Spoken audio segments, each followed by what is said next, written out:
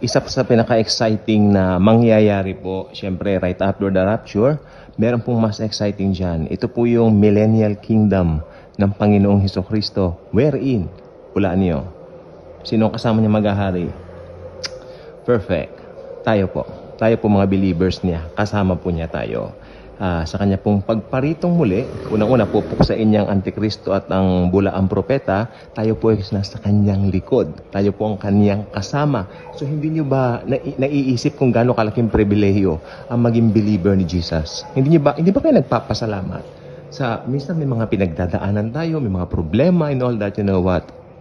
Pag maiisip mo na tinubos ka na sa kasalanan mo, pinatawad na lahat ng kasalanan mo, hindi ka na pupunta ng impyerno, at higit sa lahat, maghahari tayong kasama ng Panginoong Hesukristo.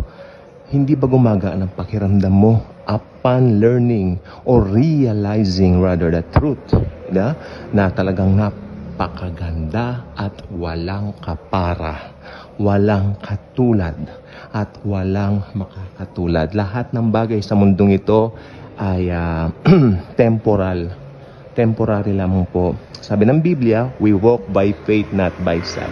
At kung ang mga bagay sa mundong ito ang pinagtutuunan mo, halimbawa, hindi ka pa believer ni Jesus, kung ang mga bagay ng mundong ito lamang ang iyong pinagtutuunan ng pansin na para makamit mo at angkinin mong tagumpay sa sarili mo, well, nagkakamali ka. Maling tagumpay yan. Actually, hindi yan tagumpay. Yan ay panlilin lang ng dyablo. Ang totoong tagumpay ay si Jesus lamang.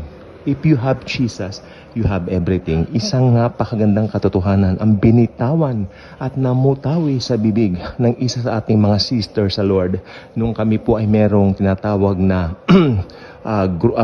cell group.